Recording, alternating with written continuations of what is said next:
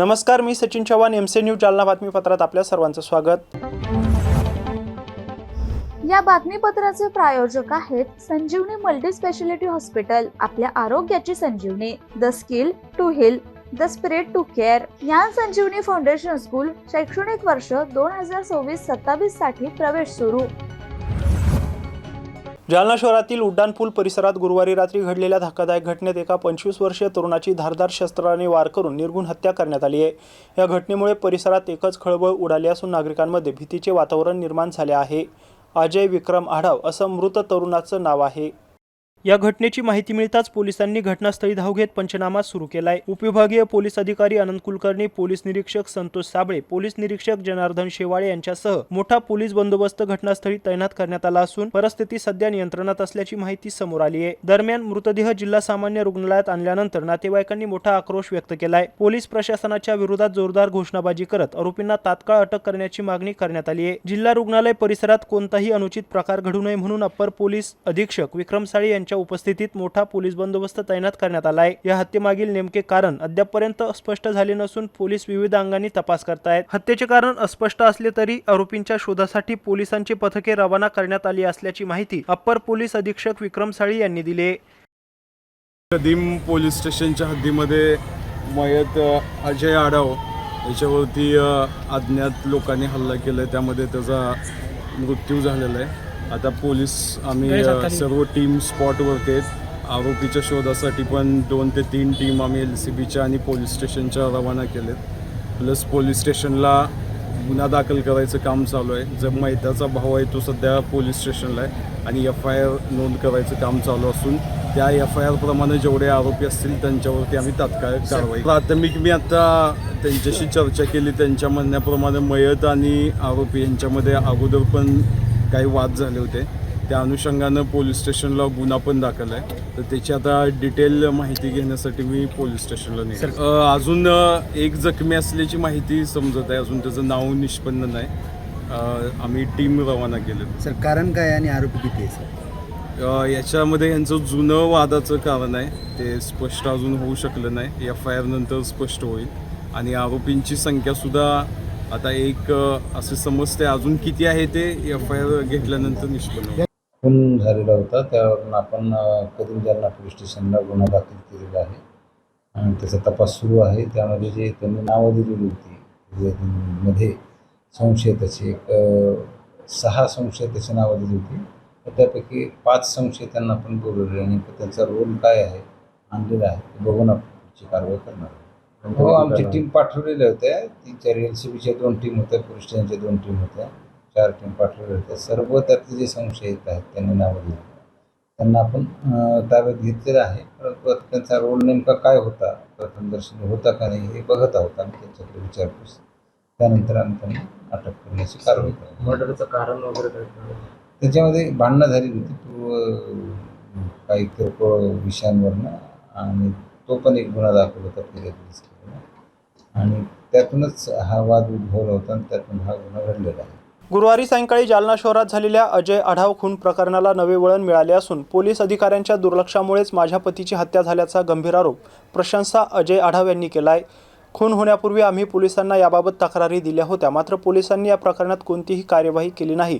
त्यामुळे अशा पोलीस अधिकाऱ्यांना निलंबित करावं, अन्यथा आम्ही मृतदेहाला हात लावणार नाही असा पवित्रा अजय आढाव यांच्या कुटुंबियांनी घेतला होता।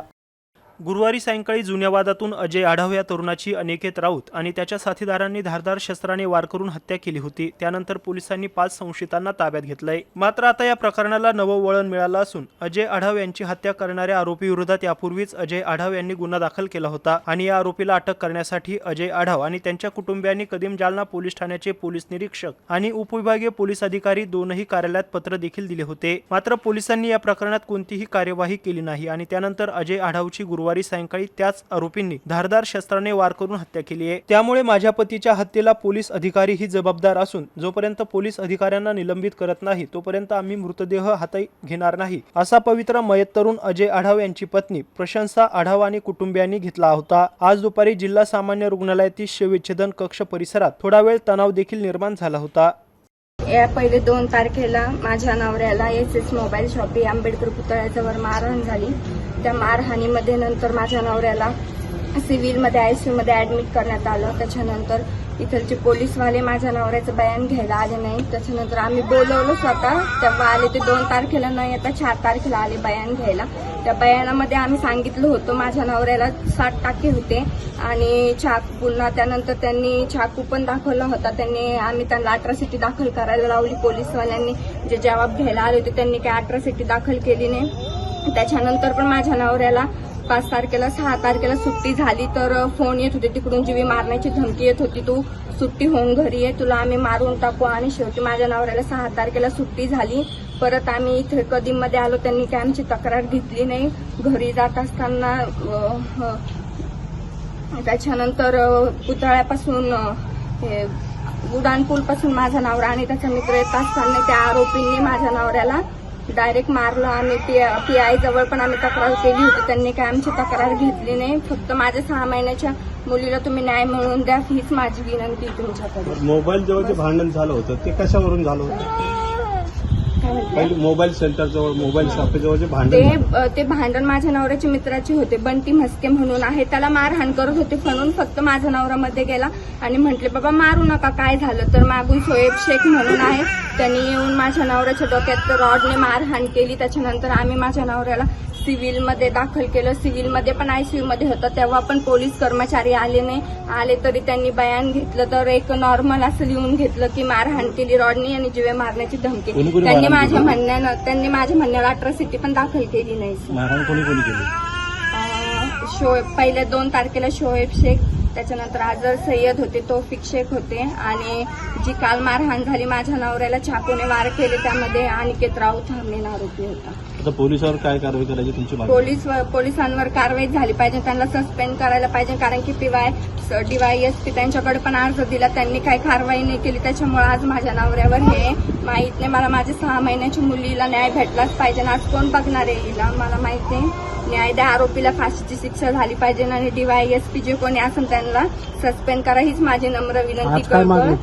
आता मृतदेह ताब्यात घेतला? आता मृतदेह मी ताब्यात नाही घेणार जोपर्यंत DYSP जे कोणी इथं असेल, PI वगैरे असेल, जोपर्यंत त्यांना काही सस्पेंड होत नाही आणि आरोपींना फाशीची शिक्षा होत नाही तोपर्यंत मी माझ्या नवऱ्याचा अंत्यसंस्कार नाही घेणार हातामध्ये.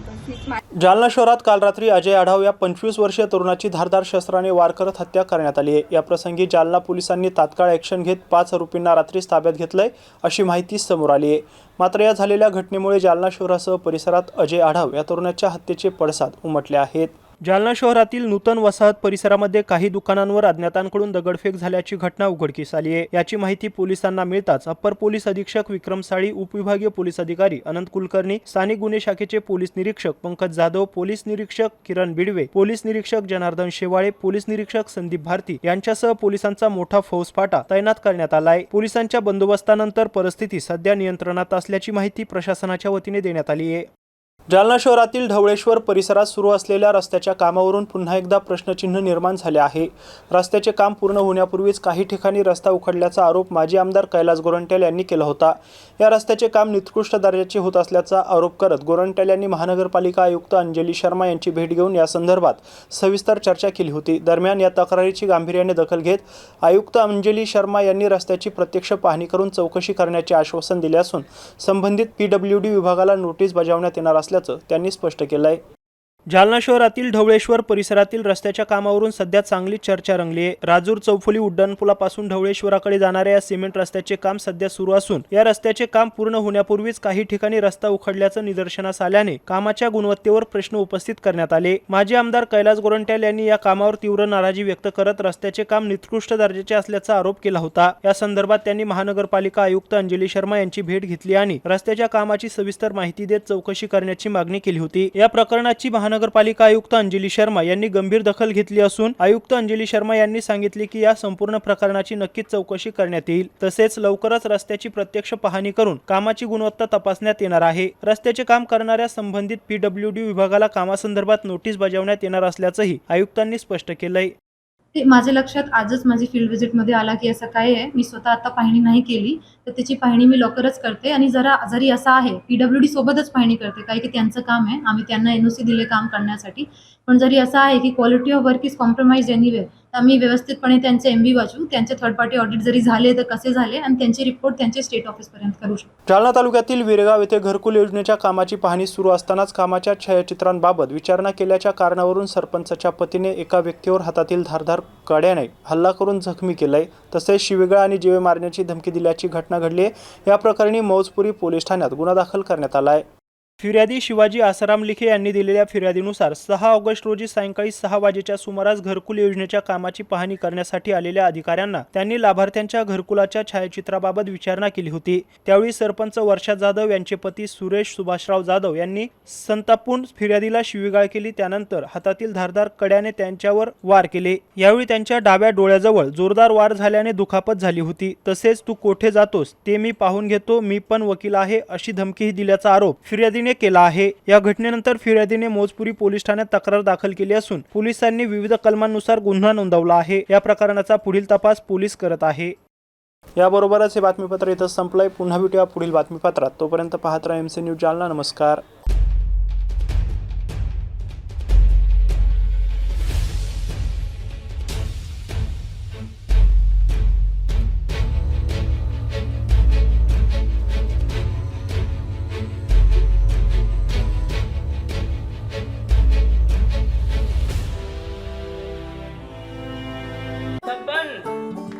आपको कलेक्टर साहिबा के हाथों से इनामी घर मिल रहा है। आपका घर बहुत सुंदर होगा ना? अरे नहीं बेटा, हम तो बहुत छोटे आदमी हैं। चाचू डोंट वरी, मैं बड़ी होकर आपके लिए और सबके लिए मजबूत और सुंदर घर बना के दूंगी। कालिका सरिया लाना मत भूलना। कालिका TMT सरिया कंक्रीट से करे मजबूत जोड़ और भूकंप, संग, आग से लड़कर घर को दे दीर्घायु। कालिका सरिया मैं भूली नहीं। बेटिया आप कलेक्टर। कालिका TMT, फैसला जो मजबूत हो। संजीवनी मल्टी स्पेशालिटी हॉस्पिटल, ऋषी पार्क, अंबर चौफुली, जालना.